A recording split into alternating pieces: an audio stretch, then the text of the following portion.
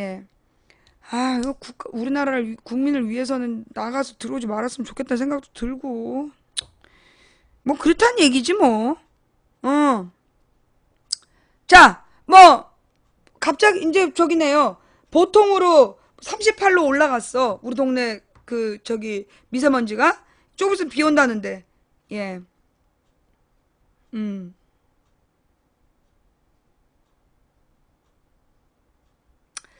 자, 어. 그 다음 뉴스로 넘어갈게요. 예. 그 다음 뉴스로. 예. 자, 다음 뉴스는 뭐냐. 신천지가 집회를 했는데, 지난주 금요일 날, 대대적으로 CBS에게 항의하는, 어, 전국에 있는 CBS 방송국들 앞에서 신천지가 대대적으로 시위를 했어요. 이제까지는 신천지가 주로 숨어서 활동하고, 자기를 드러내놓고 활동한 적이 없었다며. 근데 이제 지난주 금요일을 기점으로 해가지고 자신들의 존재를 드러내면서 CBS에다가 시비를 걸은 거야. 자, 그런데 말입니다. 지금 이제 내가 좀 놀란 거, 여러분 다니는 교회들은 어땠어요? 지난 주말에 신천지 집회에 대해서 비판하는 설교 하던가요? 우리나라 이 대형 교회들이 지난 주말에, 지난 주일날, 어제죠. 어저께 신천지 집회를 비난하는, 그런 설교들을 하던가요? 대형 교회들이? 내가 알고 있기로는 안 한 걸로 알아.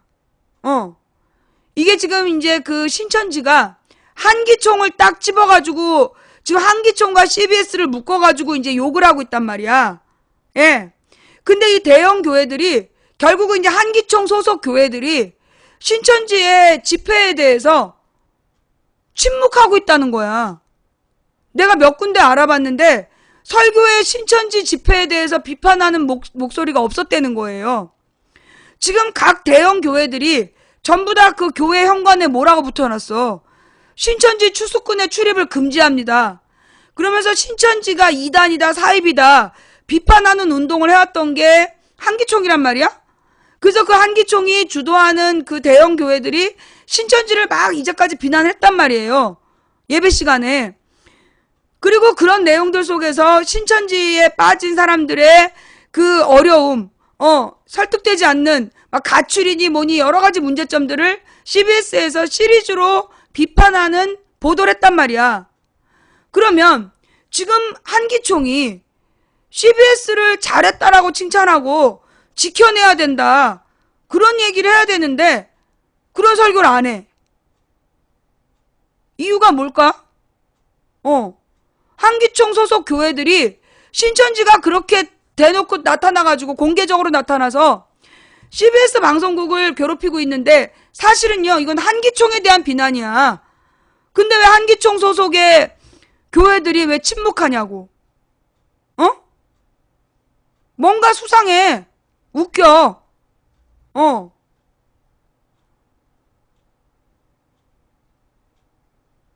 그러니까 한기총이나 신천지나 같이 새누리당을 지지한 입장에서 CBS를 괴롭히는 걸 그냥 침묵하기로 한 건가?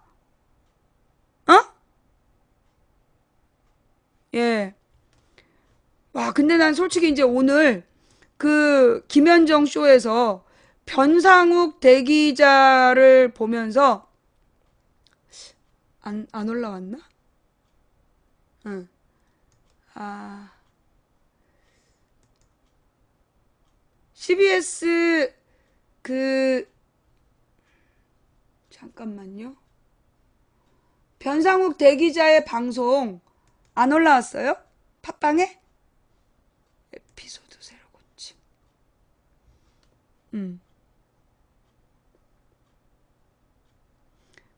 나는 변상욱 기자의 기자 수첩 보면서 굉장히 감동했어요.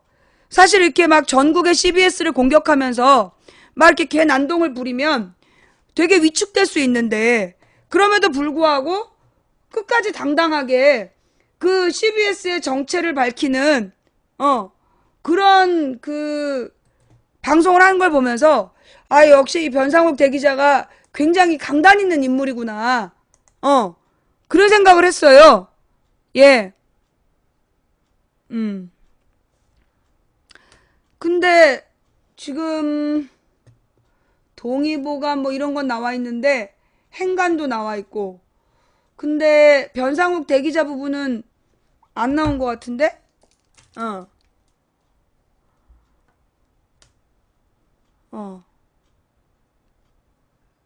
맨 마지막 부분에 나왔나?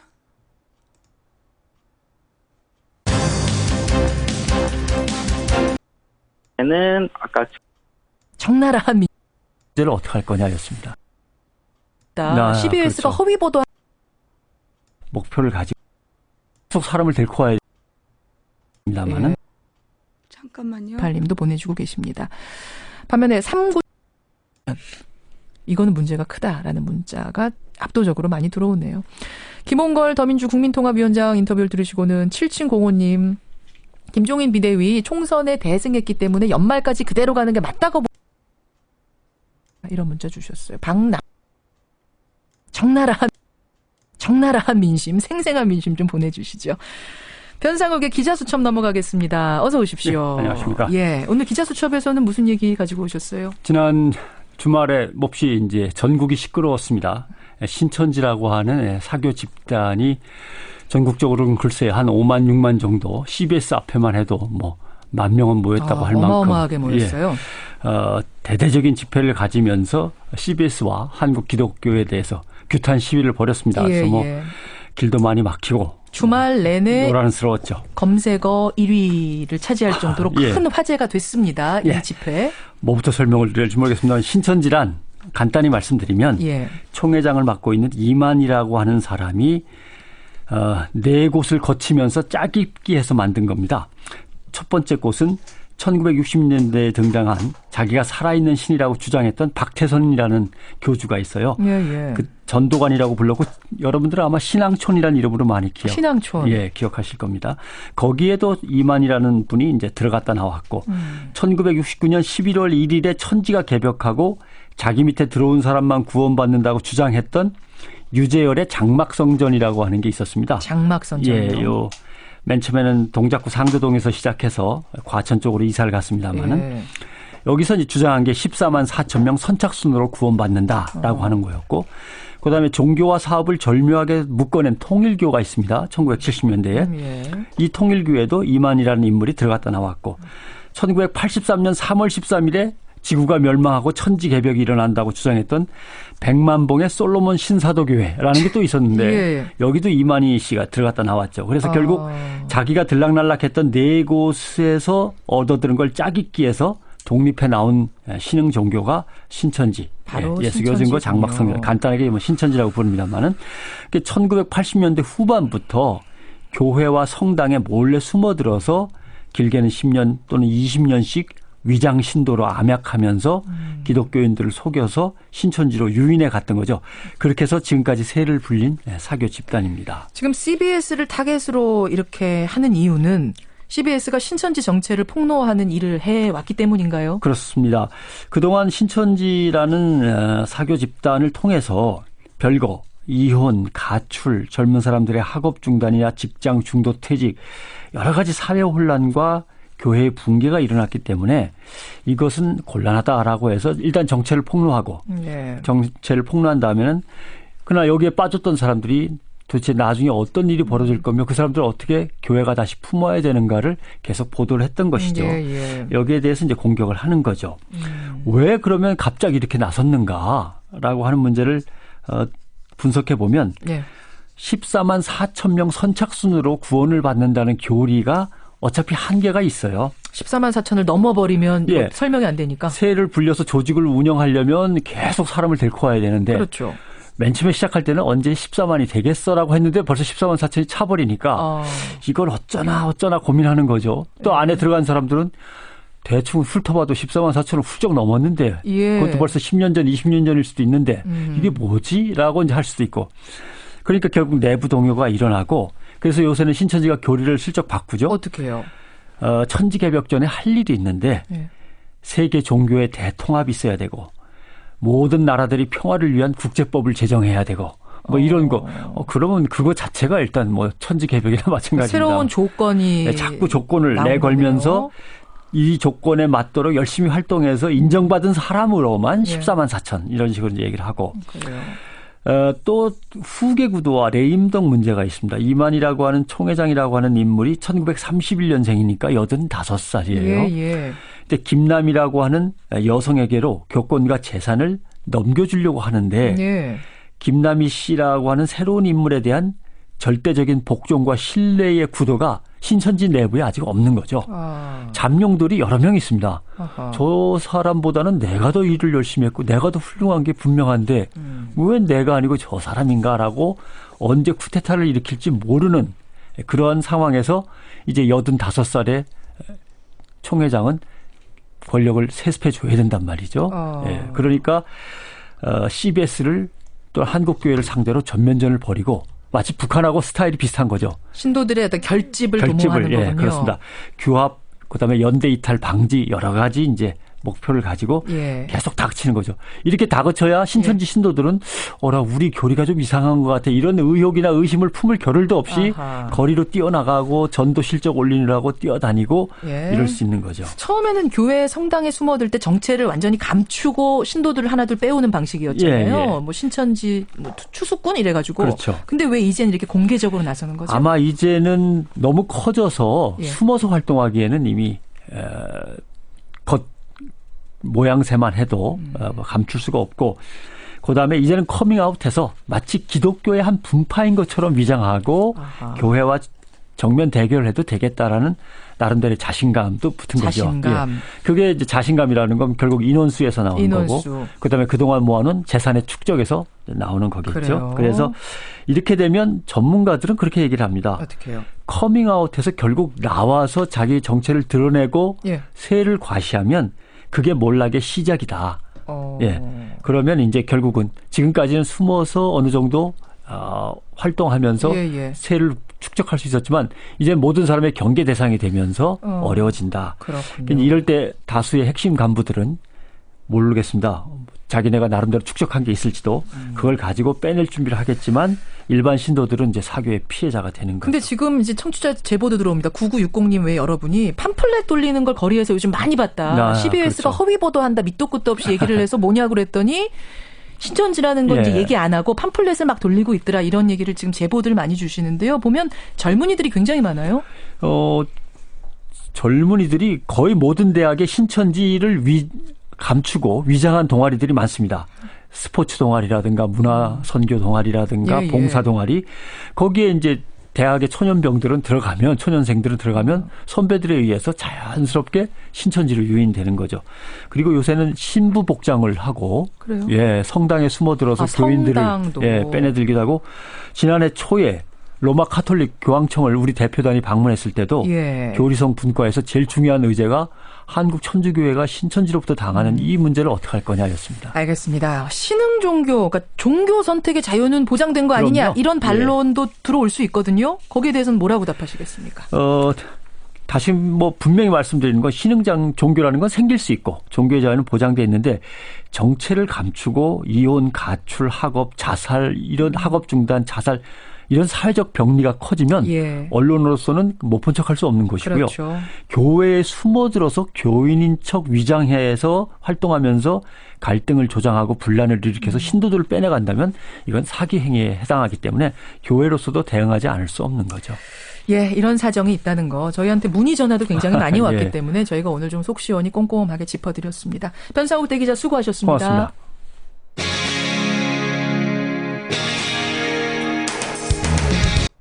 자, 그래서 이제 그 신천지가 변상욱 기자를 고소했다고 그러더라고요. 예, 변상욱 기자를 고소해가지고 재판이 2심까지 갔더라고. 근데 그 이제 1심하고 2심이 둘 다 그 허위 사실을 보도했다고 볼 수 없다. 예, 허위 사실을 보도했다고 볼 수 없다라고 판결이 난 걸로 알고 있는데, 그러니까 CBS의 신천지 보도가 허위 사실이라고 볼 수 없다라는 1, 2심 판결에 대해서 지금 이제 그 뭐 대법원에 마지막 판결을 두고 있다는 거야. 그래서 이제 얘네들이 막 더 설치고 다니는 거 아닌가. 그런 생각이 좀 들었어요. 나는 무엇보다 그 각종 교회들이 그렇게 신천지에 대해서 비판적인 내용으로 이제까지 설교를 많이 해왔는데, 지난 주말에 신천지가 그렇게 전국적으로 난동을 피웠는데 왜 주일날 설교에서 그걸 비판하거나 그 CBS가 용기 있는 보도를 했다라고 그 교인들에게 해명하지 않았는가. 나는 그 부분을 지금 문제 제기하는 거예요. 그게 수상하지 않냐. 소위 신천지의 문제에 대해서 지금 CBS가 총대를 메고 문제 제기를 해준 거 아니야. 근데 그것 때문에 신천지가 CBS를 고소하고, 괴롭히고 고소하고 막 그러고 있는데, 그러면 교회들이 나서서 진실을 밝혀야 되는데, 예. 왜 침묵했느냐? 여러분 목사님들한테 한번 문의해 보세요. 신천지가 지금 대대적으로 집회를 하면서 그 CBS를 괴롭히고 있다. 그 한국의 기독교는 어떻게 공동 대처할 생각이냐? 그러니까 신천지 추수꾼의 출입을 금지합니다라고 붙어있는 교회 목사님들한테 한번 그 문제 제기를 한번 해보세요. 그래서 이거는 그 신천지 출입을 금지한 교회들이 공동 대처해야 될 문제이다. 적어도 CBS가 허위사실을 보도한 게 아니라고 그 정도는 신도들한테 얘기를 해줘야 될 거 아니야. 매주 전국에서 모이는 기독교인들이 수백만인데 그 수백만 신도들한테 진실을 알려야 될 거 아니야. 예. 신천지가 무서워서 말을 못해? 그러면 그거 교회 문 닫아야지. 안 그래요? 우리 교회는 신천지에 대해서 우리 교회도 신천지에 대해서, 신천지 집회에 대해서는 얘기를 안 하고, 신천지가 이단 사이비이기 때문에 거기 빠져들지 않도록 조심해야 된다. 그 정도만 얘기하고 넘어가더라고. 그래서 내가 다른 교회들을 알아본 거야. 그때만 보니까 한기총 차원에서 얘기하지 말라고 그랬나 봐. 내가 알아본 열 몇 개 교회가 아무도 그 얘기를 안 했어. CBS가 허위 보도를 한 게 아니다라는 이야기를 아무도 하지 않았더라고. 그래서 이거는 우리가 목사님들한테 전화를 해서 왜 이 부분에 대해서 침묵하느냐. 지금 신천지가 CBS를 괴롭히고 있는데 여기에 대해서 CBS가 허위사실을 보도한 게 아니라고 교회 목사님들이 얘기를 해줘야 되는 거 아니냐. 그런 요구를 해야 된다. 그러니까 CBS가 그 신천지의 실체라는 거를 시리즈로 보도를 했어요. 예. 각 교회나 성당들이 신천지 때문에 막 난장판이 됐거든. 그리고 이제 그걸 보도를 했는데 그 내용을 가지고 신천지가 CBS한테 막 항의하고 그러고 있는 중인 거야. 근데 실제로 신천지하고 싸우고 신천지를 비난하면서 그걸 주도했던 게 각 교회들이란 말이에요. 그러면서 교회들이 출입을 금지한다. 출입을 금지한다고 했던 교회들은 지금 CBS의 신천지 보도가 허위사실이 아니다라는 얘기를 해줘야 되는데 근데 왜 목사님들이 침묵하느냐는 거야. 그건 평상시에 CBS가 박근혜 이명박 정권의 비판적인 보도를 하기 때문에 그래서 침묵하는 건가? 나는 그 부분을 지금 묻고 있는 거예요. 두고 봅시다. 한 주만 더 기다려보고, 그러니까 돌아오는 주일에 한국의 기독교인 개신교들이 어떻게 반응하는지 한번 지켜보자. 그 다음 이야기는요. 조응천 2심도 무죄. 정윤의 문건에 대해서 그 기사가 우리 게시판에 있는 것 같은데. 정윤의 문건 조응천 2심도 무죄. 내가 검색해볼까?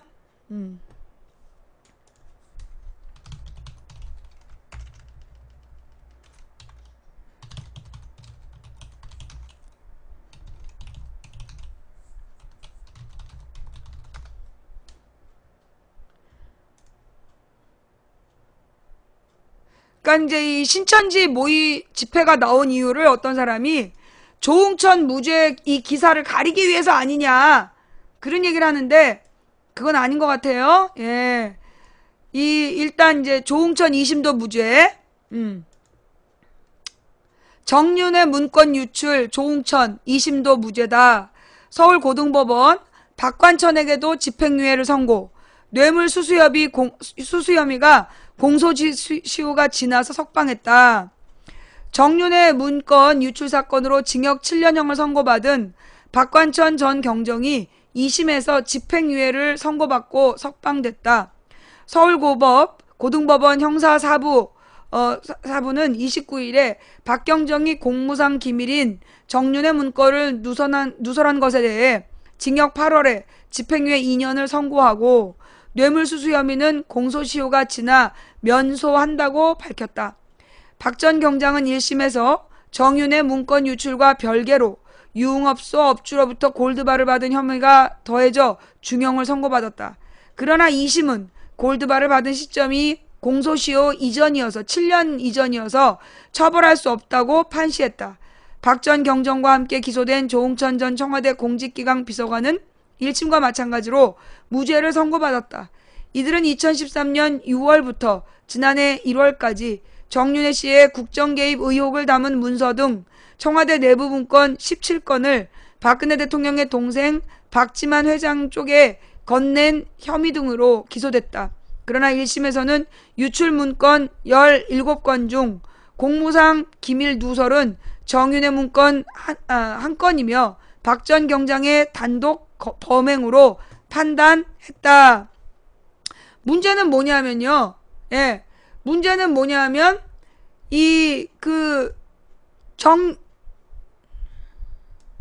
뷰스앤 뉴스에 나온 것 같은데.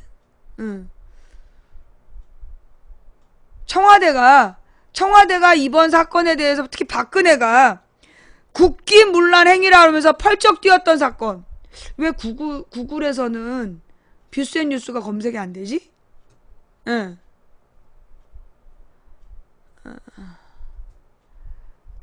뷰스앤 뉴스 좀 갖고 와 볼래요? 예. 고맙습니다. 시청자 여러분 찾아주셨는데요. 예. 이 윗부분은 지금 똑같은 내용이고, 그죠? 예. 1심과 2심 모두 유출된 문건 17건 가운데 공무상 비밀 누설로 인정된 건 정윤회 문건 단 한 건이었고 1심과 2심 모두 이를 박경정의 단독 범행으로 보고 유죄로 판단했다. 그러나 나머지 혐의는 모두 인정되지 않았다. 박경정은 청와대 문건 유출 사건과 무관하게 이것도 아까 했던 얘기니까 넘어가고 석방됐다. 자, 석방된 박경정은 사법부의 용기 있는 결정을 존중한다며 재판부에 고마움을 표시했다. 이로써 박근혜 대통령이 결코 있을 수 없는 국기문란 행위라고 비난한 정윤회 문건 유출 파동은 권력의 과잉 반응이 벌인 해프닝으로 끝나는 모양새다. 그러니까 이 사건이 뭐였냐면요. 그 2013년에 박근혜 측근들 간의 권력 투쟁이 벌어진 거야. 그래가지고 이제 그 청와대에서 벌어지고 있는 일을 박지만이 보고를 받고 있다. 그러면서 이제 지금 청와대를 정윤회가, 그러니까 그 최태민의 사위 정윤회가 주무르고 있다. 이런 이제 풍문이 또 돌면서 그때 이제 정윤회하고 박지만이 그 청와대 주도권을 놓고 다툼이 있었다. 근데 이 과정에서 박지만 쪽으로 문건을 빼돌린 책임을 조응천에게 물어서 조응천을 막 그 배신자로 몰아갔던 사건이야. 그래서 이제 조응천이 청와대에서 잘리고 그리고 이제 식당을 열었는데 그 식당에 문재인이 자꾸 찾아가가지고 그 영입을 하려고 그래서 그 영입돼서 이번에 국회의원이 된 거 아니야. 그 조응천 사건. 그래서 이 조응천이 담당했던 역할이 청와대 내부에 그 핵심 인물들의 비리를 조사하는 일이 조응천의 업무였다. 근데 조응천이 박지만하고 좀 친분 관계가 있다. 이래갖고 이제 조응천한테 덮어 씌웠는데 조홍천은 무죄다. 이런 판결이 지금 나온 거예요. 아직 3심 대법원이 남아있어. 늘 문제는 대법원이야. 왜냐면 대법원에 6명이 종박이기 때문에 그래서 지금 대법원이 이 판결을 어떻게 내릴지 또 유죄 취지로 파기환송할지 이게 지금 이제 문제인 거야. 어쨌거나 근데 말이에요. 제가 여기서 이제 한 가지 기억나는 게 내가 왜 체육대회 가는 날 금요일 날 했던 내용인데 갑자기 그 뉴스 쑥 들어갔지. 누구지? 네이처 리퍼블릭인가 무슨 화장품 회사 사장의 해외 그 원정 도박 사건. 그 원정 도박 사건이 있었는데 그 원정 도박 사건으로 얘가 이제 구속이 됐단 말이야. 구속이 됐는데 그 구속된 얘가 정운호 전관예우 판사 출신 변호사를 불러다가 50억을 주고 자기를 보석시켜달라고 했는데 50억을 먹은 변호사가 보석을 못 따냈어. 그러니까 변호인 접견실에서 판사 출신 여자 변호사를 두들겨 팬 거야. 그래갖고 이제 이 사건이 들통이 났단 말이에요. 근데 이 사건에서 문제는 누구냐 하면 정운호라는 그 문제 인물이야. 이놈이 원정 도박을 했을 뿐만 아니라 그 당시에 횡령 혐의도 같이 문제가 됐는데 그건 아예 검찰이 기소도 안 했다는 거야. 기소도 안 하고 이번 사건은 정운호가 50억을 주고 정관예우 변호사를 돈으로 매수를 해서 돈으로 사가지고 자기의 죄를 정관예우로 처리하려고 했었던 이건 재벌의 비리하고 연관된 거예요. 어려워요? 좀 어려워요? 그런데 문제는 이 얘기가 풀려나간 게 뭐냐 하면 사법부의 전관예우 이야기에다만 집중이 되고 그러면서 이 사법부의 비리를 어떻게 수사할 거냐 이렇게 계속 이제 몰고 가더라 이거야. 사법부의 전관예우 비리에 대해서. 근데 가만히 생각해보면요. 박근혜 정부 들어서서 이명박 박근혜 정부였던 것 같은데 전관예우에 대한 문제가 전관예우를 비판하는 그 기사가 이명박 때보다 박근혜 때 많이 나왔어. 그죠? 박근혜가 안대희를 임명을 했잖아. 총리인가로 이제 지명을 했는데 그래서 이제 이 안대희가 검찰총장이었을 때 깨끗한 흠없는 검찰이었다. 그래갖고 얘를 이제 총리 후보로 지명을 했는데 얘가 1년인가 몇 개월 만에 20몇 억을 받았는데 이거 전관예우 아니냐가 문제가 된 거야. 전관예우라는 게 뭐냐. 소위 판사가 그러니까 부장판사나 이런 사람이 퇴직을 해서 변호사가 되면 그 부장판사 출신 변호사가 이름을 올린 사건은 그 판사들이 무조건 그 변호사 편을 들어주는 무조건 이기게 해주는 그게 전관예우 사건이라는 거예요. 전관예우. 그러니까 아무리 이놈이 나쁜 놈일지라도 부장판사 출신이 변호인으로 이름을 올린 사건으로 판사한테 가면 판사가 그 사건을 무조건 이 부장판사 출신이 원하는 대로 판결을 내려주는 그게 사법부의 전관예우라는 아주 나쁜 관행이라는 거야. 그러니까 돈 많은 사람은 부장판사 출신을 사가지고 그래서 무조건 무죄를 받아내는 우리나라 사법부의 잘못된 그 관행이 있었는데 그게 언제 드러났냐 하면 이게 박근혜 때 박근혜가 안대희를 총리 인준하면서 그 문제가 전면적으로 나왔단 말이야. 그런데 내가 이제 추측하는 부분은 뭐냐 하면 옛날에 이명박 때 벤츠 여검사 사건이 터져. 그죠? 벤츠 여검사 사건이 아마 이명박 때였을 거야. 그러면서 이제 뇌물 검사. 그러면서 검사들의 비리가 막 나와요. 그 다음에 어떻게 됐냐 하면 검사들이 이명박의 말에 충견이 된 거야.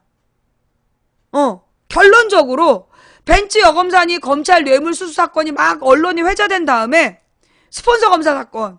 그리고 난 다음에 검사들이 이명박한테 완전히 충성을 맹세하게 됐어. 근데 이게 박근혜 정부 들어서서 전관예우 문제가 보도가 나오면 뿌리를 뽑냐? 어떤 대책이 나오냐? 없어. 전관예우 사건에 대한 뿌리 뽑고 대책을 세우는 건 없는데 매번 그런 뉴스가 나온 다음에 사법부가 판결을 이상하게 하는 거야. 사법부가 판결을 이상하게 하는 이상한 판결들이 나오는 거야. 권력의 종노릇을 하는 사법부가 박근혜의 충견 역할을 하는 판결들이 막 나온 거예요. 근데 그 시점이 공교롭게도 그 전관예우가 막 문제가 되고 나면 그 다음에 사법부에서 이상한 판결들이 나오더라. 그래서 혹시 이번에 정은호 사건을 가지고 전관예우 얘기를 건드렸는데, 자, 우리 정확하게 얘기해 봅시다. 이게 전관예우 사건이냐고.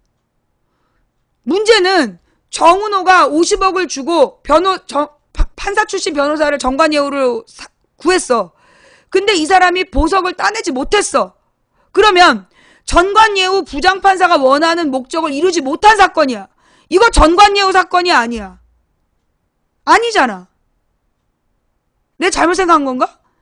그래서 자기를 보석으로 풀어내주지 못했다고 변호사를 두들겨 팬 사건이야. 근데 이걸 전관예우 사법 로비 사건으로 판사들에게로 초점을 맞춰가는 거 뭔가 수상하다. 이건 전관예우가 아니거든. 예. 내가 금요일날 그 얘기한 다음에 이 관련 기사가 쏙 들어가 버렸어. 좌우지간 지금 이제 이 사법 로비 사건이라고 정확하게 그럼 바꿨나?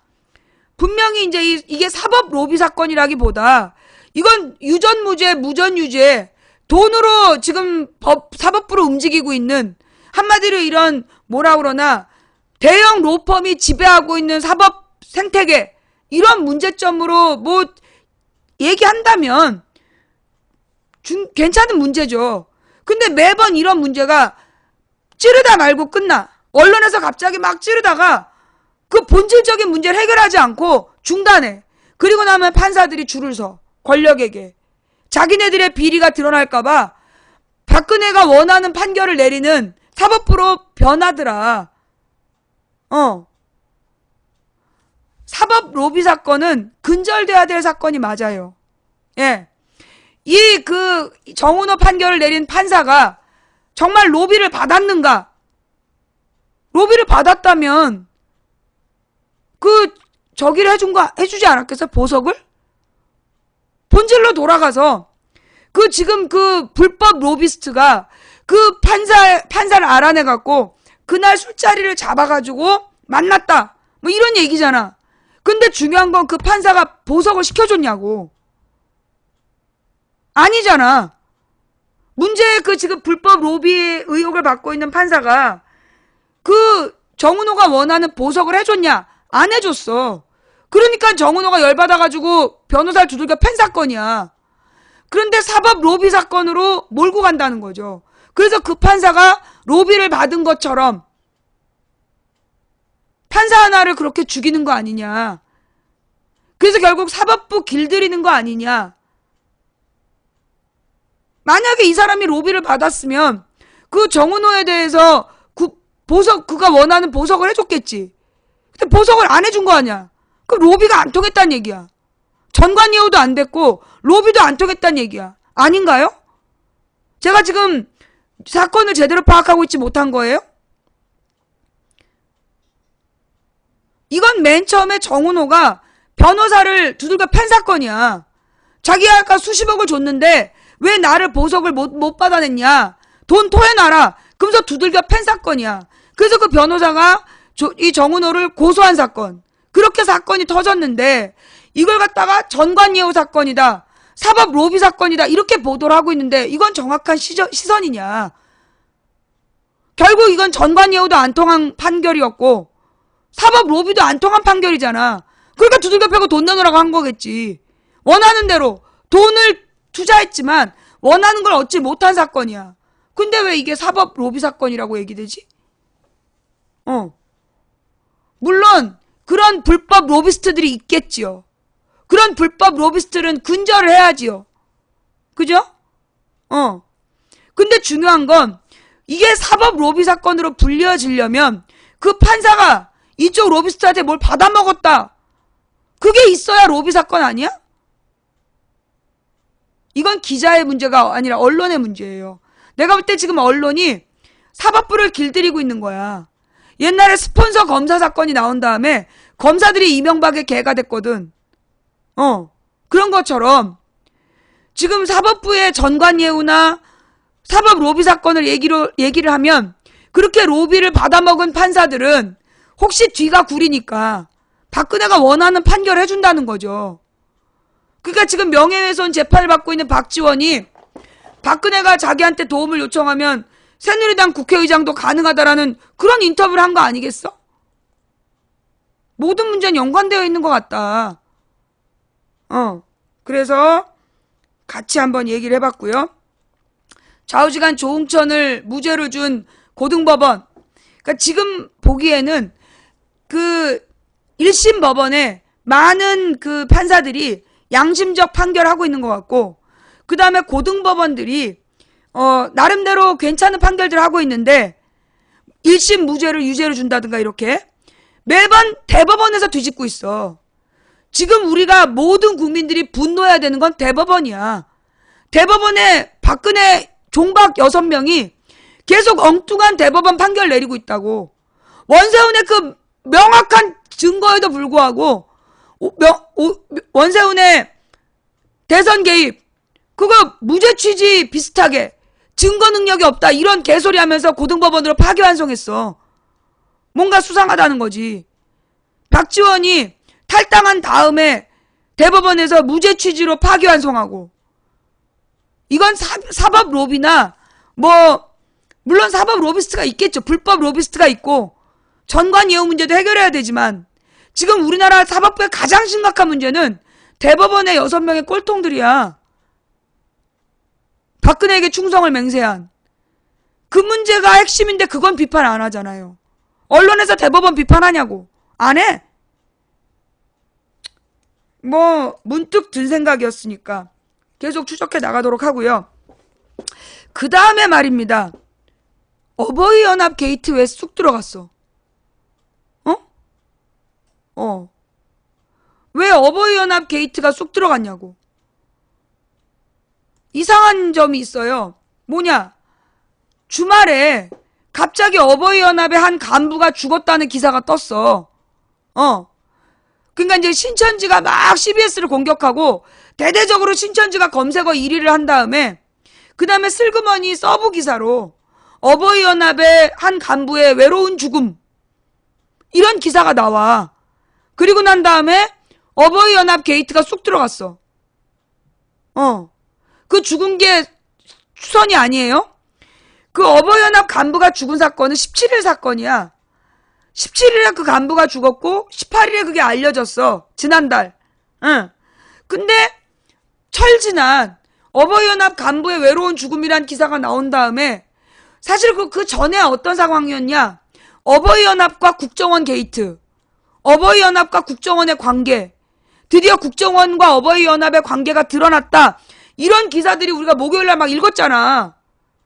근데 갑자기 금요일날 신천지가 막 나타나서 난동을 부리고 어버이연합의 간부가 외롭게 죽었다는 기사가 나온 다음에 어버이연합 게이트 기사가 싹 사라졌어. 일시에. 신천지로 국정원 어버이연합 게이트를 덮은 거 아니냐. 그런 의혹이 든다는 거예요.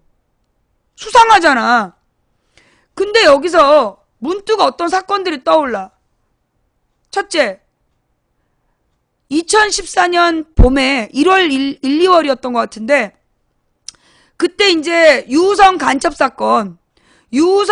사건을 조사했던 검찰과 국정원이 증거를 조작했다는 게 들통이 납니다. 1월 말에.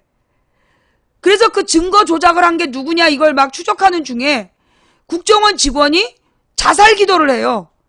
그리고 그 뉴스가 갑자기 싹 사라졌어. 국정원에서 간첩 증거를 조작했다라는 사건이 발생을 했고 그게 증거가 발견이 된 거야. 국정원이 간첩 증거를 조작했다. 근데 수사를 받던 국정원 직원이 갑자기 자살 기도를 하더니 그 관련 뉴스가 쑥 사라졌어. 그 다음에 또 하나.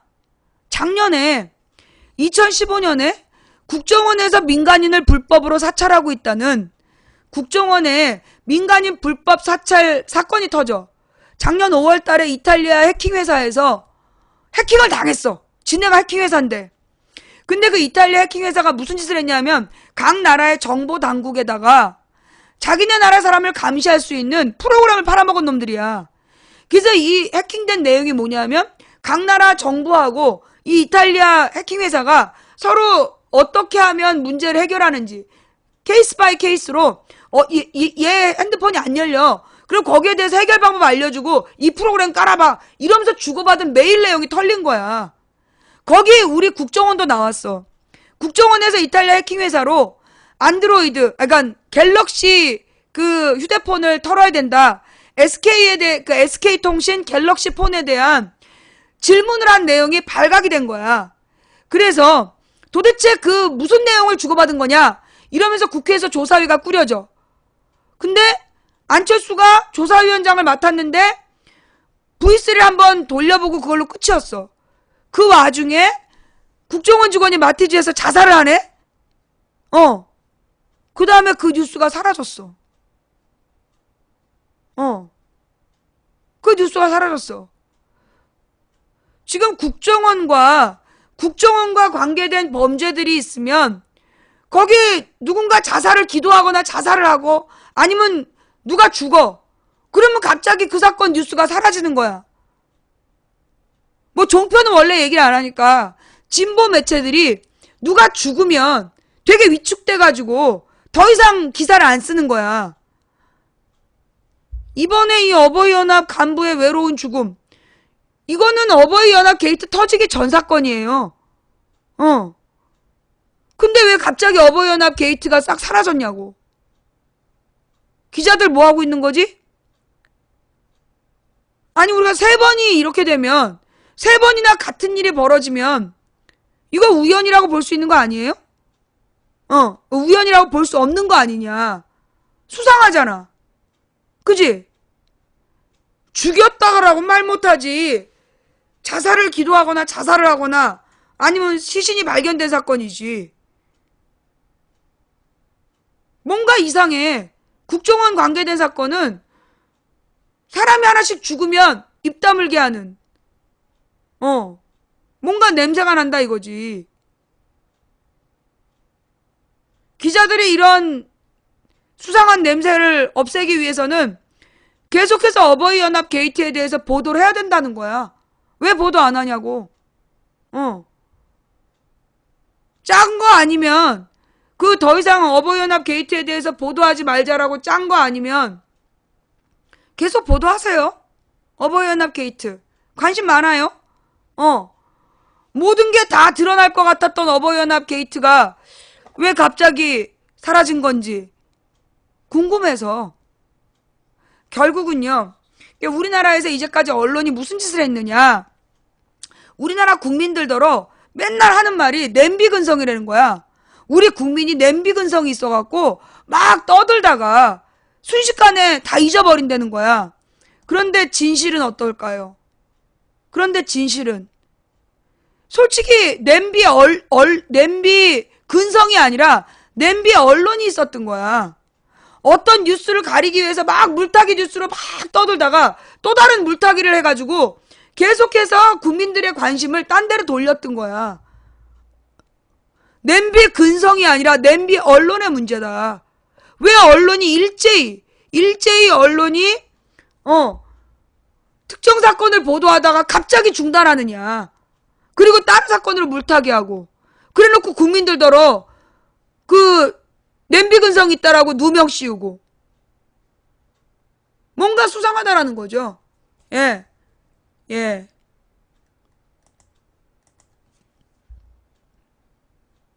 근데요, 그 알랭드 보통이라는 프랑스 작가가 쓴 뉴스의 시대라는 내용에 그런 내용이 나온다며 언론 매체가 권력과 결탁한 언론 매체가 끊임없이 속보를 던진다. 끊임없이 자극적인 뉴스를 던져서 지난 뉴스를 잊어버리게 만든다는 거야. 그게 통치 지배 방식이다. 권력의 지배 방식이다. 우리 방송은요, 2009년부터 속보 금지였어요. 아니야, 2010년부터 속보 금지. 왜냐? 어떤 뉴스를 다루고 있는데 뉴스 중에 자꾸 속보가 올라와.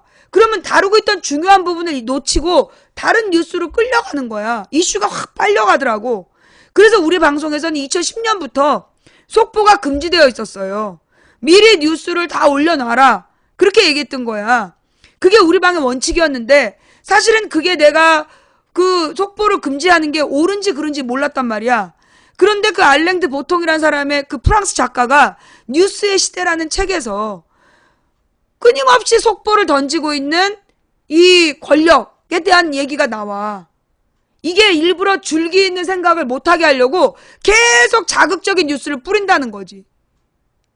우리는 이미 2010년부터 속보를 금지해서 그런 짓을 못하게 했다는 거야.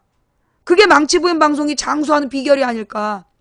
보통은 막 이슈를 따라가고 그렇잖아요. 국민의 관심과 이슈를 따라간단 말이야. 근데 그 이슈는 확확 바뀐다는 거죠. 근데 우리 망치부인 방송은 언제나 자기가 하고 싶은 얘기 꾸준히 하잖아. 국정원 딱 잡았으면 국정원 계속 얘기하잖아. 이게 속보에 낚이지 않는 우리 방송의 특징이라는 거지. 응. 자, 그렇죠. 그나마 지금 대한민국의 언론다운 언론은 손석희 뉴스, 손석희 뉴스룸, 그리고 망치부인 정도가 있다라는 거죠. 그 다음에 이제 진실을 추적한 뉴스타파. 예. 자, 뭔가 하여튼 이 국정원과 관련된 사건에서 죽어가고 있는 사람들의 이야기, 그리고 나면 진보 언론이 쫄아가지고 보도가 사라져. 이게 내가 볼 때 진보 언론의 속성을 따져가지고 진보 언론에게 책임을 물을까봐 누가 죽었다란 기사가 나오면 더 이상 보도하지 않는 그런 거 아니냐. 어쩌면 국정원은 그걸 노리고 끊임없이 사망사고를 알게 하는 거 아닐까. 알게 한다고. 사망사고를 내는 게 아니라 알게 하는 거 아닐까. 라는 이야기를 의혹으로 던지면서 다음 이야기로 갈게요. 뭐냐. 고발뉴스에서 기사가 하나 났는데 세월호 특검 불발. 새누리가 반대해서 세월호 특검 불발. 그 기사 좀 갖고 와볼래요? 아니, 이게 무슨 얘기야? 세월호 특검이 새누리 반대로 불발이라니? 이게 지금 말이 되는 얘기냐? 지금 새누리당 의원 122명만 당선자야. 여소야대 국면에서 어떻게 새누리가 반대한다고 세월호 특검을 불발시킬 수가 있어? 자, 여러분, 잘 생각해야 되는 게 뭐냐? 여러분 지금 5월이잖아요. 오늘이 5월 2일이에요. 예. 오늘이 5월 2일인데, 다음 달이 6월 말이면 세월호 특조위가 사라져요. 지금 세월호 특별법을 1년 6개월이라고 정했고, 박근혜가 작년 내내 활동 못하게 방해를 해놓고, 작년 1월 1일부터가 세월호 특별조사위원회에 공식 일정이라고 잡아서 6월 30일이 공식적 활동 시한 끝이에요. 그러면 지금 20대 국회가, 그러니까 19대 국회가 5월 말까지고, 그 다음에 6월 1일이 20대 국회가 발족하는, 시간이야. 그러면 세월호 특별법에 대해서 손 쓸 수 있는 건 딱 한 달이에요. 그러면 지금쯤 19대, 20대 당선자들이 세월호 특별법을 어떻게 해야 되는지에 대한 논의가 나와야 된다고. 근데 죄 당권 경쟁에 눈이 뒤집어져가지고 세월호 특별법 얘기는 사라졌어. 이거 만약에 이거 6월달 들어가서 새로 국회 개원한 다음에 이야기하기에는요, 늦어요. 박지원이 무슨 짓을 할 줄 알아? 새누리랑 박지원이 무슨 짓을 할 줄 아냐고. 지금 정신 똑바로 차리고 지금부터 20대 국회 당선자들이 새로 국회를 시작하기 전에 세월호 특별조사위원회 특조위 활동을 어떻게 보장할 건지, 세월호 특별법 개정을 어떻게 할 건지에 대해서 지금 논의가 시작돼야 돼요. 그래야 6월 달에 국회가 개원되자마자 국회의장 뽑고 부의장 뽑고 이런 짓을 할 거 아니야. 그러다 보면 시간 또 쑥 지나가. 그러다 시간 놓치면 세월호 특조위 활동 시한은 끝났다. 조사하고 싶으면 새로 특별법 만들어라. 새로 못 만들어. 지금 특조위로 활동을 연장시키는, 지금 세월호를 진상규명하겠다고 얘기했던 박주민 당선자는 어떤 계획을 갖고 있느냐. 내가 지난주 목요일 날 인터뷰 요청을 했어요. 그랬더니만 일정을 담당하는 비서가 연락할 거다. 아직까지 연락이 없어. 세월호 진상규명하려는 의지는 있는 건가? 지금 시간이 얼마 안 남았어요. 지금 이번 달부터 그 논의를, 사전 논의를 시작을 하고 여론을 조성해야 국회 개원하자마자 빨리 세월호 특별법 개정을 할 수 있는 거야. 예. 지금 세월호 특별법 다음 달이면 특조위 끝나. 이번 달부터 세월호 특별법 개정의 방향에 대해서, 그리고 어떤 법안에 대해서 논의를 빨리 해야 된다.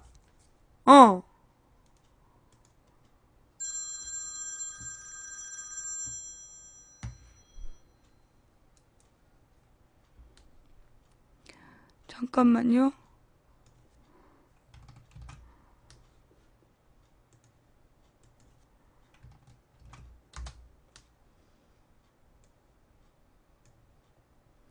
세월호 특검 예산 낭비 정치와 새누리 반대로 처리 불발, 법사위 상정조차 반대, 여야 4차례 합의한 내용인데 반대 이유를 정확히 밝혀라.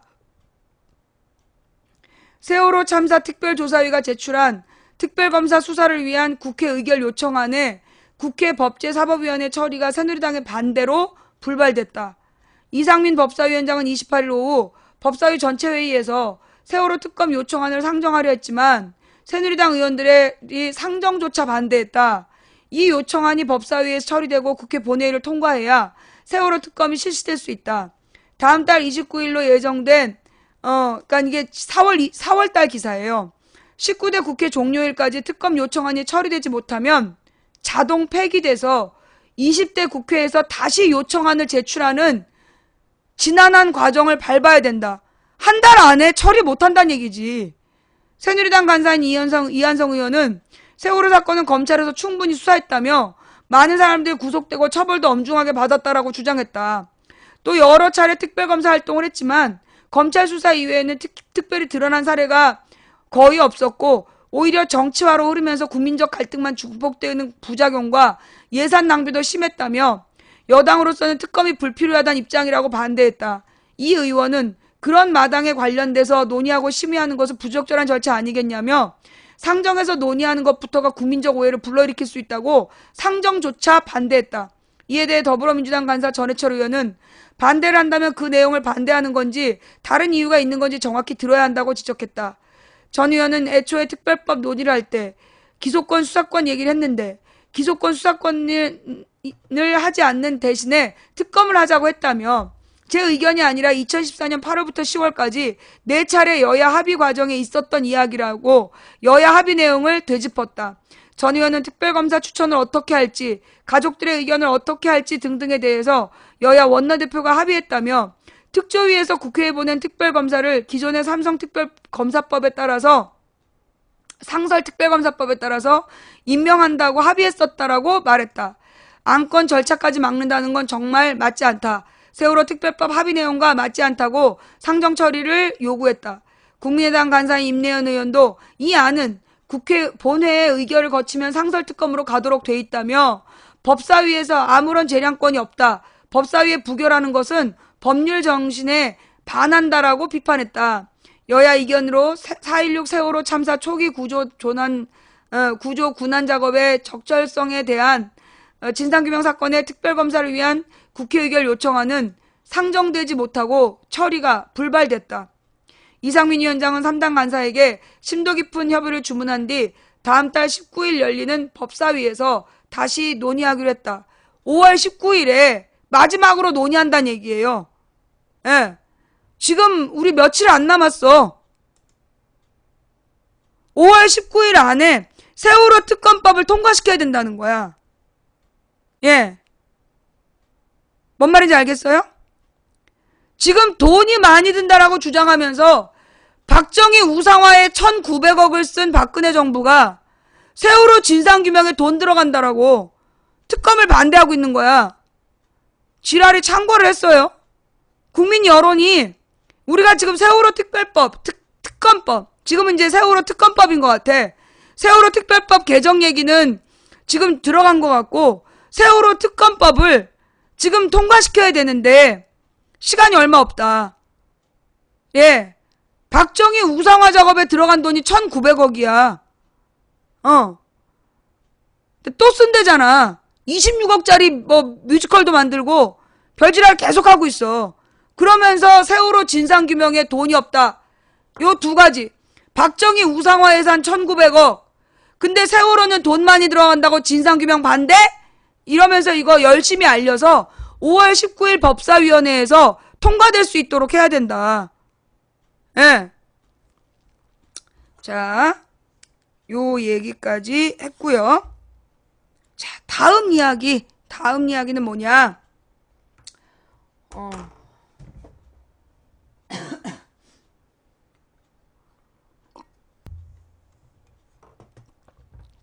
자, 가습기 살균제 사건. 그래서 지금 오늘 옥시가 사과했어요. 그죠? 가습기 살균제 사건으로 오늘 옥시에서 5년 만에 뒤늦은 사과를 했어. 이게 무슨 얘기냐? 이명박 때, 그러니까 이명박 이전에는 가습기 살균제 때문에 사람이 죽는데 원인을 몰랐어. 원인 불명, 폐질환으로 희생자들이 죽어간 거야. 그러다가 5년 전에 이명박 정부 때 가습기 살균제가 원인이다. 이게 밝혀졌어. 그런데 그 대기업들이 옥시하고 애경이나 이런 데에서 거짓 보고서를 막 내면서 자기네 제품에 문제가 없다. 그러면서 5년을 끌어온 거야. 그러다가 결국 5년 만에 옥시는 인정을 하고 그리고 이제 사과를 했단 말이야. 그리고 개별적으로 보상하겠다라는 약속까지 했어요. 왜냐면 이제 옥시 불매운동이 벌어지니까. 그런데 여기에 문제가 있어. 뭐냐? 우리 정부에서 아까는 이명박 때부터 발표할 때 옥시에는 그러니까 옥시에서 만든 가습기 살균제에 그 폐섬유를 석화시키는 물질이 들어있다. 이런 발표를 하면서 애경에는 그런 물질이 없다. 그래서 애경도 그때 가습기 살균제를 많이 팔아먹었는데 애경에게는 면죄부를 준 거야. 그래서 지금까지 상대적 희생자가 많은 옥시만 물고 늘어졌단 말이야. 그런데 알고 보니까 애경 때문에 죽은 사람이 23명인가 돼.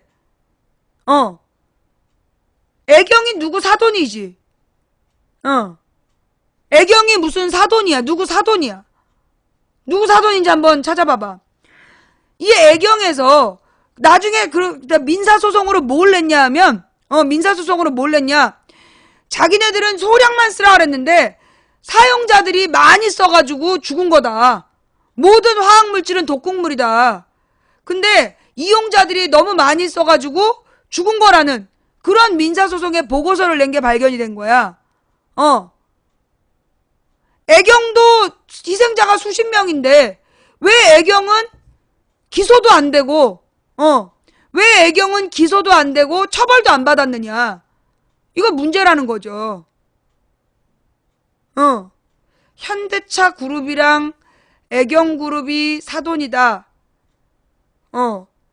사돈은 여러 줄이야. 그 애경하고 사돈의 핵심적인 인물이 있을 거야. 국회의원이나 누구 찾아봐봐. 애경에서 화학물질은 원래 독성이 있다는 둥, 가습기 실험도 하지 않고 궤변. 자, 요 기사 한번 같이 읽어볼게요.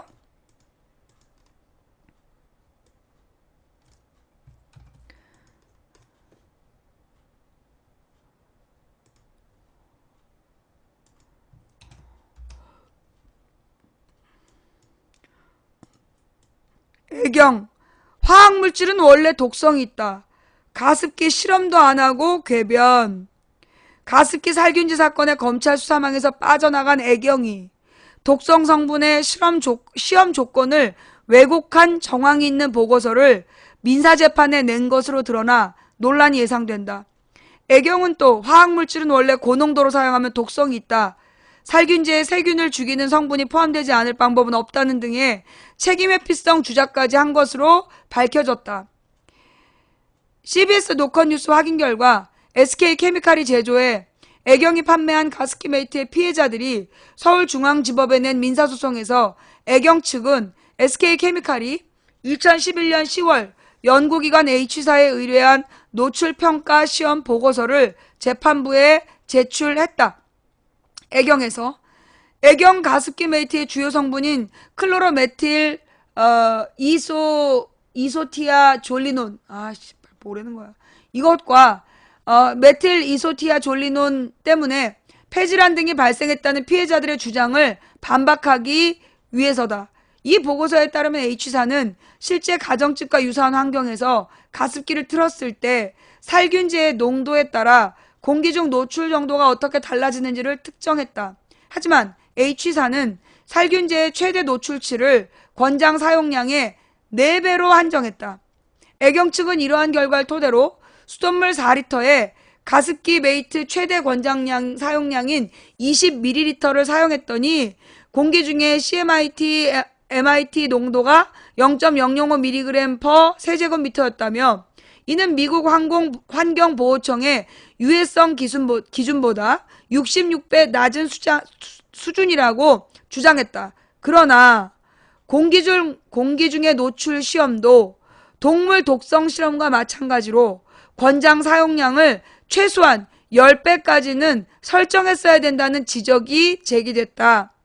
사실 사람들이 이게 살균제라고 생각해서 더 많이 넣었다는 거지. 농도보다 많이 넣고 썼다는 거야. 임종환 인하대 의과대 사회의학교실 교수는 기자와의 통화에서 인체에 대한 안전성을 보장하려면 노출치를 최소한 10배까지는 시험해봐야 한다면서 그렇게 해서 이상이 없다는 결과가 나와야만 사람이 실제 사용했을 때 어느 정도 안정성을 보장할 수 있다고 말했다. 애경 측은 왜곡 논란이 있는 보고서를 재판부에 제출한 것도 모자라. 화학물질이라는 것은 원래 어느 것이나 고농도로 사용하면 독성이 있는 것이라고 변론하기까지 했다. 소비자가 권장 사용량을 제대로 지키면 살균제 제품 자체에는 아무런 문제가 없다는 주장이다. 그러면서 애경 측은 우리가 흔히 마시는 술에 포함되어 있는 에탄올도 만일 희석하지 않고 그대로 마시면 식도와 위벽을 자극해 큰 독성을 나타낸다는 사례를 들었다. 또 연기를 흡입하는 담배의 본질적인 특성상 니코틴과 타르의 체내 흡입을 막을 방법이 없다는 판례를 언급하면서 세균을 죽이는 것이 가습기 살균제의 본질적 특성인 이상 살균 성분 자체가 포함되지 않을 방법은 없다고 주장했다. 만약에 소주 회사가 이렇게 농도를 제대로 조절하지 못한 소주를 냈다면 망했겠지. 지금 이 소주의 농도 자체가 위험하지 않게끔 다 완제품을 만들어내는 거잖아. 근데 얘네들은 타서 희석해서 쓰는 물질을 만들어내면서 이게 공기 중에 떠돌면 문제가 될 수 있다는 사실을 주지시키지 않고 그러면서 위험에 그 소비자들 노출시킨 거 아니야. 그래놓고 이런 지금 핑계를 대고 있다는 거죠. 나아가 애경은 방향제와 향수 등의 용매로 사용된 에탄올과 액체 모기향의 주성분인 프랄레트린의 물질안전 보건 자료에도 해당 물질을 흡입하지 말란 내용이 기재돼 있다고 강조했다.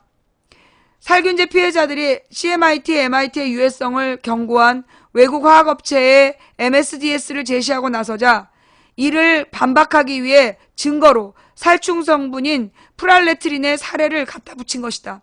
특히 애경은 가습기 메이트가 품질 경영 및 공산품 안전관리법상 안전인증 대상 공산품 등이 아니라는 이유로 인체에 미친 영향에 대한 제품 검사를 별도로 진행하지 않은 채 살균제를 시중에 판매한 것으로 나타났다. 이에 대해 임 교수는 애초에 흡입 독성 실험을 하지 않은 상태에서 살균제를 제조 판매했던 것이 가장 큰 문제라며 해서는 안 될 물질을 사용해 놓고 원래 모든 화학물질은 독성이 있다고 주장하는 것은 말도 안 되는 것이라고 지적했다. 현재 애경은 검찰 수사선상에서 빠져 있다. 2012년 2월 질병관리본부가 동물 흡입 실험 결과 옥시레킷 벤키저, 살균제 등의 주성분인 PHMG, PGH와는 달리 CMIT, MIT에서는 폐섬유와 소견이 발견되지 않았다고 발표했기 때문이다. 애경이 이명박하고 관계 있을걸요? 애경이 이명박하고 관계 있을 거야. 한번 찾아봐봐. 2012년 7월 공정거래위원회는 문제의 살균제가 인체에 무해하다고 표시한 옥시와 홈플러스, 롯데마트 등에는 과징금을 부과하거나 시정조치를 내렸음에도 애경에 대해서는 아무런 조치를 취하지 않았다. 정부의 이런 조치는 사실상 애경 측에 면죄부를 준 꼴이 되고 말았다. 애경은 변론에서 질병관리본부의 역학조사 결과는 폐질환이 가습기 메이트로 인해 발생했다는 것을 입증하기에 부족하다는 논리를 거듭 펴고 있다. 하지만 더불어민주당 장하나 의원이 환경부로부터 제출받은 자료에 따르면 애경 가습기 메이트를 사용하다 사망한 피해자만 23명, 이 1, 2등급 피해자는 48명에 달한다. 사망자가 23명이고 1, 2등급, 한마디로 연구 장애를 입은 사람이 48명에 달한다. 이와 관련해 환경부는 2012년 9월 CMIT, MIT를 유독물질로 지정하면서 흡입하면 매우 유독하다고 밝혔다. 또 최근에 EPA 보고서를 통해 문제의 성분이 미국에서는 농약을 만드는 데 사용됐다는 사실이 밝혀지기도 했다. 앞서 EPA는 1998년 MIT 유해성 평가 보고서에 독성을 경고한 바 있다. 이 때문에 검찰이 옥시뿐만 아니라 애경도 함께 수사할 것을 촉구하는 목소리가 거세지고 있다. 가습기 메이트와 옥시 살균제를 동시에 사용하다 두 돌도 안 된 아들을 잃은 A씨는 권장 사용량대로 수돗물 2리터에 가습기 메이트 10ml를 넣었는데 아이가 호흡곤란을 겪다 결국 사망했다며 애경은 CMIT, MIT 성분 표시조차 하지 않았다고 말했다. 그러면서 A씨는 다른 제조사들처럼 공평하게 다 같이 조사해야지 애경만 면죄부를 주는 것은 말도 안 된다며 검찰에 철저한 수사를 당부했다. 지금 이게 이 가습기 메이트 때문에 죽은 사람이 1,몇백 명이야. 현대차 애경그룹 사돈 맺었다.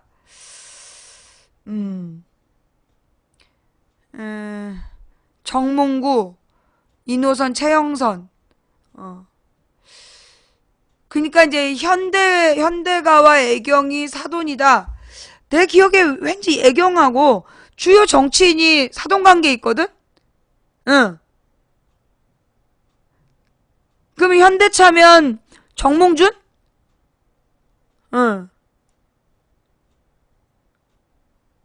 예. 정 고문의 아들 추천합, 누구가 최 총괄부장 딸과 결혼했다. 정몽구 쪽. 그러니까 결국은 이제, 예. 정몽준이 새누리당의 주요 정치인이었고, 그리고 그들과 관계된 애경이 이 문제에 사람을 죽이는 화학물질을 만들어 파는 거고, 아니, 그러니까 정몽구하고 정몽준이 형제 아니야? 정몽구하고 정몽준이가 형제 아니냐고. 남남이야? 형제잖아. 그러니까 결국 새누리당의 유력 대선 후보였던 정몽준의 친인척 사돈인 거잖아. 결국 사돈인 거지, 그런 경우에. 정몽구 동생이면 사돈 관계인 거야. 예. 현재 사망자 집계가 239명, 피해자가 1,몇백 명이에요. 그럼 사망자는 239명이고 그 폐섬유화가 진행된 사람이 1,600명이란 얘기인가 봐. 찾아봐봐. 사망자가 정정할게요. 사망자는 현재 집계된 게 239명인데요. 라디오에 나와 있는 피해자가 1,600명이야. 1,몇백 명이야. 예.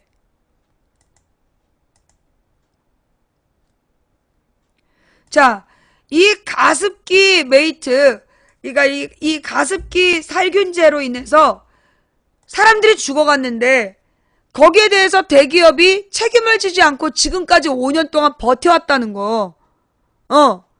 가습기 살균제 옥시는 잡고 애경은 봐주나. 자, 뭐 이런 이야기로 해서 예, 살균제, 예, 옥시하고 애경의 문제점. 왜 애경은 기소도 안 됐냐? 라는 얘기.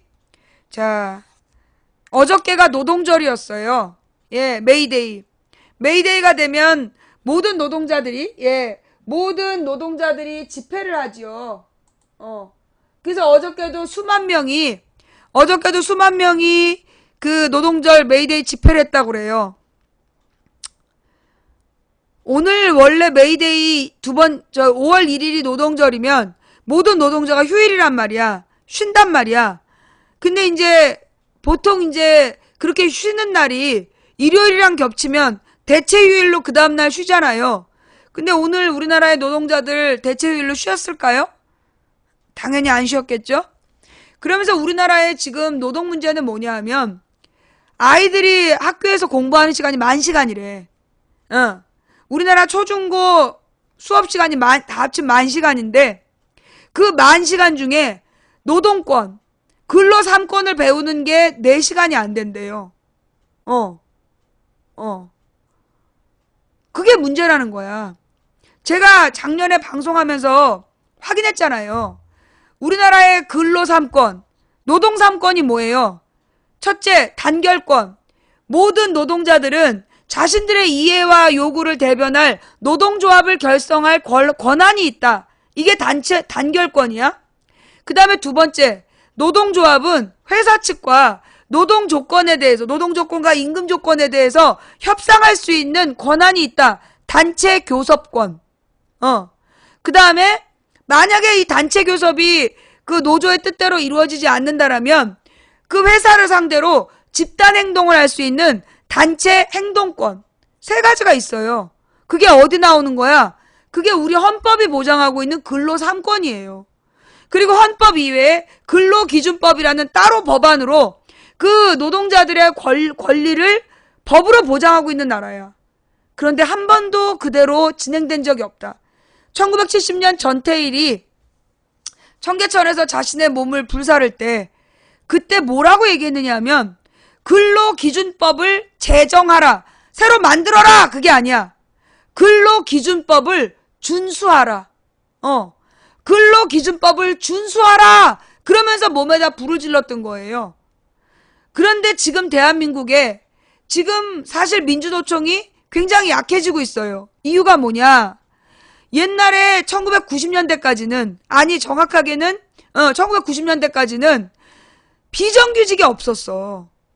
우리나라의 모든 노동자가 정규직이었다고. 그러니까 그 민주노총이 90년대에 만들어져서 막 커나갈 수 있었던 거야.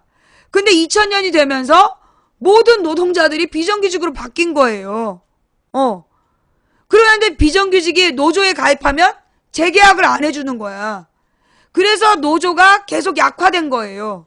그래서 그러면서 2000년대 들어서서 지금까지 16년 동안 노동 조건이 계속해서 후퇴한 거야. 김대중 노무현 때도 마찬가지였고. 그래서 지금의 노동운동에 이런 문제점이 있다. 1만 시간의 그 수업 중에 고작 4시간이 아니라 5시간이래. 10,000시간 중에 아이들이 노동자의 권리를 배우는 시간이 고작 5시간밖에 안 된다. 그러면서 지금 소위 이제 이 우리나라의 권력을 쥐고 있는 이 군부 독재 세력과 재벌 권력이 뭘 바꾼 거야? 교과서 자체를 바꾸고 있다.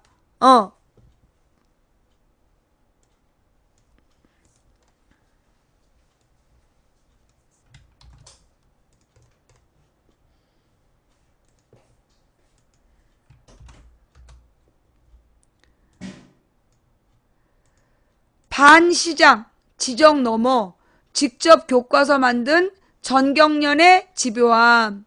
전경련이 누구야? 어버이연합의 돈된 인간들, 전국경제인연합회 뭐 이런 얘기죠. 최근 역사교과서 국정화 과정에서 총대를 맸던 전국경제인연합회는 10년 전부터 경제교과서 개조 프로젝트를 진행 중이다. 2007년 이른바 전경련 교과서 파문을 일으킨 차세대 경제라는 일종의 대안교과서 개발이 그 출발이었다. 몰랐어 나는. 전경련은 당시 기존 교과서들이 학생들에게 경제를 제대로 알리지 못하고 이념적으로 편향돼 있다며 직접 대안교재 개발에 나섰고 고등학교와 중학교용 차세대 경제를 발간했다. 2005년 말 일부 거민정 교과서의 내용들이 재벌과 기업인에 대해 부정적 이미지를 심어준다며 446건의 내용을 지적했던 전경련이 문제제기에 그치지 않고 직접 교과서까지 만들어낸 것이다. 차세대 경제교과서는 당시 재정경제부가 한국개발연구원 등과 함께 교육부에 요청해 한국경제교육학회와 전경련이 공동 개발했다.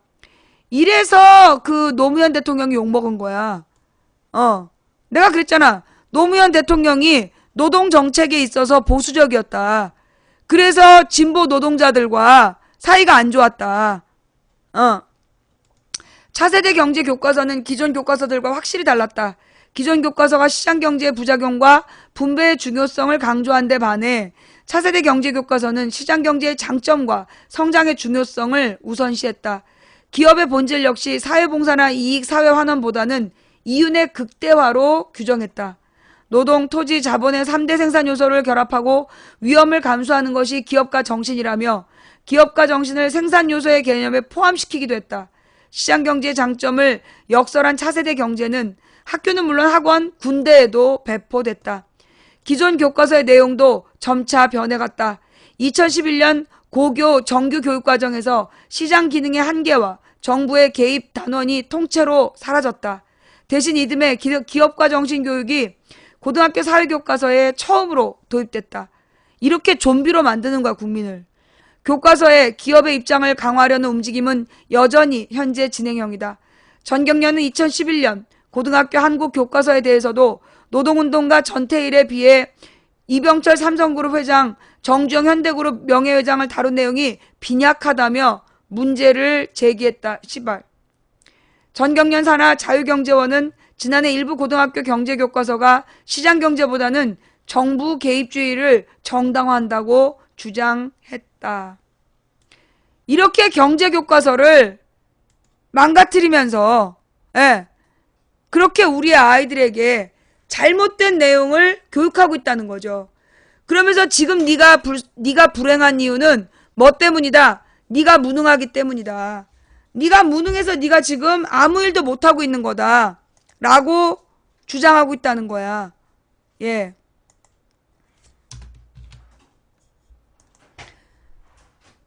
나라의 근본이 흔들렸어요. 예. 뭐 이런 얘기도 있네요.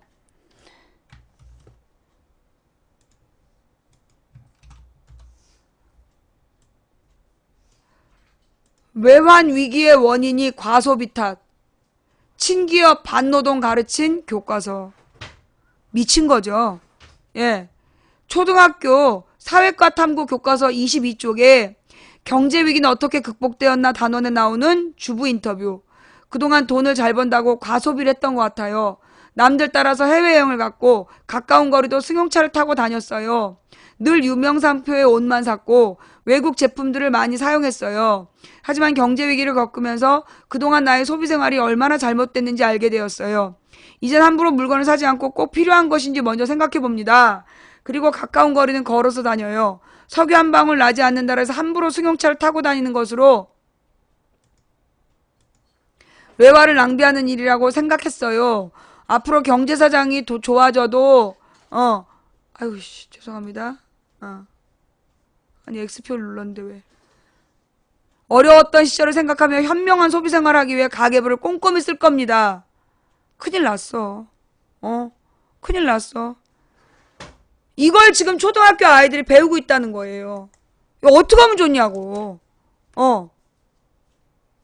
지네가 IMF를 일으켜놓고 경제정책 잘못 펴서 IMF를 일으켜놓고 국민들이 과소비해서 IMF가 일어났다라고 초등학생 때부터 가르치잖아.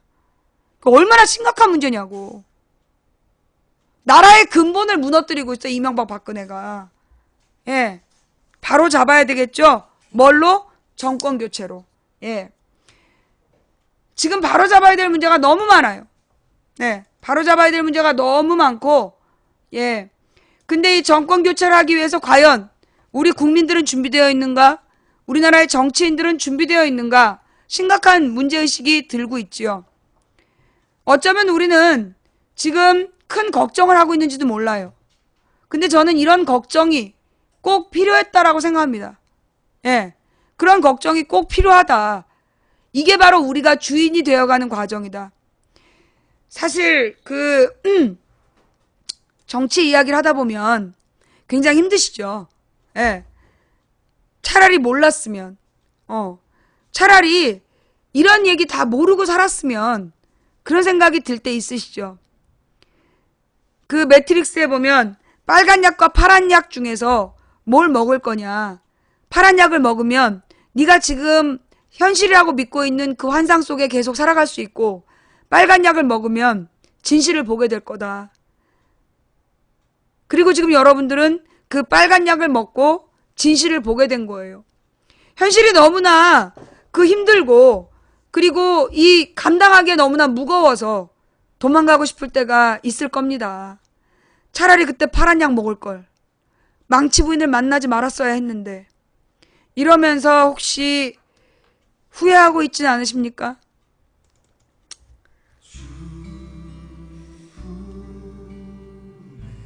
저는 89년에, 물론 이제 그 이전부터 6살 때 유경수가 총 맞던 날 텔레비를 혼자 보고 있었고, 6살 때부터 뉴스를 듣기 시작해서 42년째 뉴스만 들어온 뉴스의 장인 망치 부인.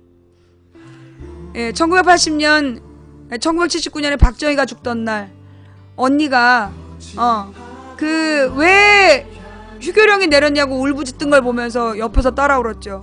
왜 초등학교, 국민학교는 휴교령이 안 내리냐고.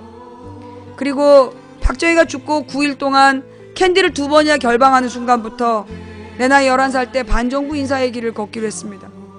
1980년 전두환이 광주에서 광주 학살을 일으킬 때 우리 언니가 광주 학살 이야기를 저에게 전해줬고, 저는 언니가 미친 줄 알았습니다. 뉴스에 한 줄도 나오지 않는 광주의 진실을 언니가 밤마다 저에게 얘기할 때 공부를 너무 열심히 하다 미쳤구나, 우리 엄마한테 약밥을 지어주라고 했던 기억이 전 선명히 나고 있습니다. 86년경이었던 것 같아요. 86년경에 86년인가 87년인가에 86년이야. 고등학교 사회수업 시간에 질문을 했어요. 공산주의는 경제체제이고 민주주의는 정치체제인데 왜 이게 반대라고 가르치나요? 라는 질문을 했고, 담당 선생님은 대답을 하지 못했어요.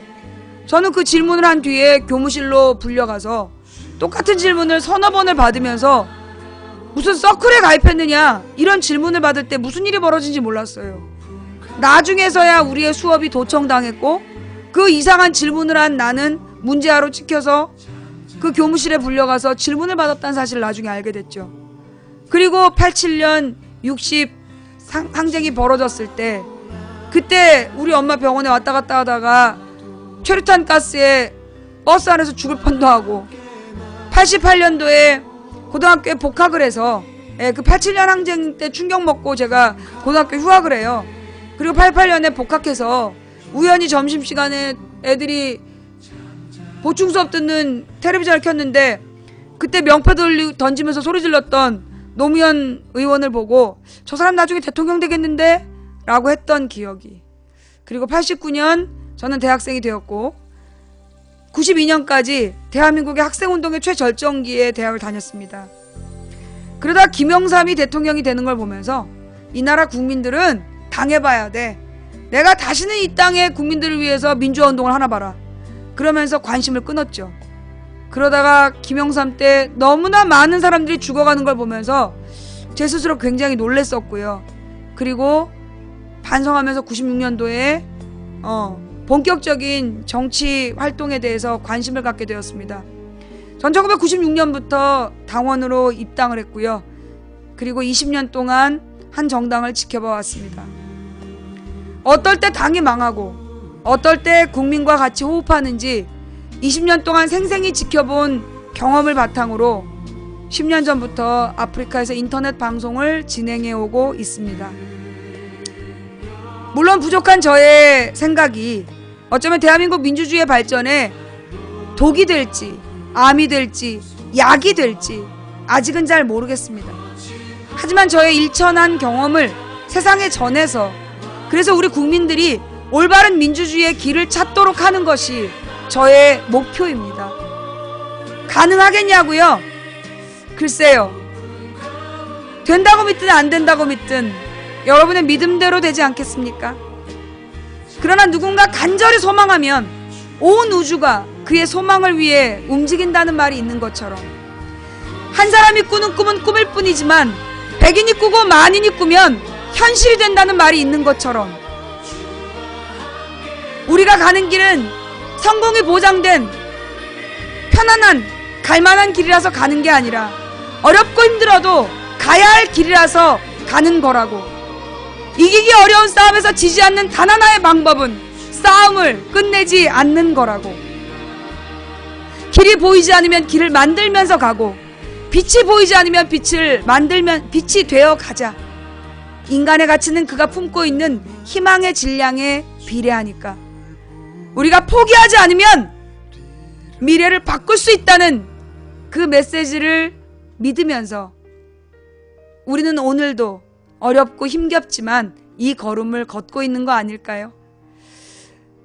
우리가 한 40년 노력한 다음에 세상이 어떻게 변해 있을지는 아무도 모를 겁니다. 우리의 미래는 아무도 몰라요. 아무것도 결정된 게 없어요. 우리가 포기하지 않고 열심히 노력하면 지금보다는 훨씬 발전된 내일을 만들 수 있을 거라고 저는 믿습니다. 여러분은 어떠십니까? 지금까지 함께해 주신 모든 분들께 감사드립니다. 방송이 열리자마자 달려와 주신 시청자 여러분께 감사드리고요. 매니저님들 수고하셨습니다. 참세상님, 풍행국님, 여비고님 녹음 녹화 떠서 유튜브와 팟캐스트에 뿌려주셔서 대단히 감사합니다. 오늘 추천해 주신 3767분께 진심으로 감사드리고 아까 4200명이 넘게 보던데 한 500명이 추천 안 하고 도망갔구나. 오늘 밤 500명이 일어나서 반스를 빨고 있겠죠? 네. 자, 추천해 주신 모든 분들께 감사드리고요. 후원해 주신 한 분 한 분 진심으로 감사드립니다. 다음 방송 때까지 건강하시고요. 다음 방송은 언제? 내일 낮 2시. 내일 낮 2시에 돌아올게요. 함께해 주신 모든 분들 감사드립니다. 제가 선포한 대로 감기가 일주일 만에, 독감이 일주일 만에 나왔습니다. 여러분도 믿음대로 선포하시고 그걸 믿고 기다리십시오. 그러면 하나님께서 답을 주실 거예요. 자, 다음 방송은 내일 낮 2시. 내일 낮 2시에 만나요. 감사합니다.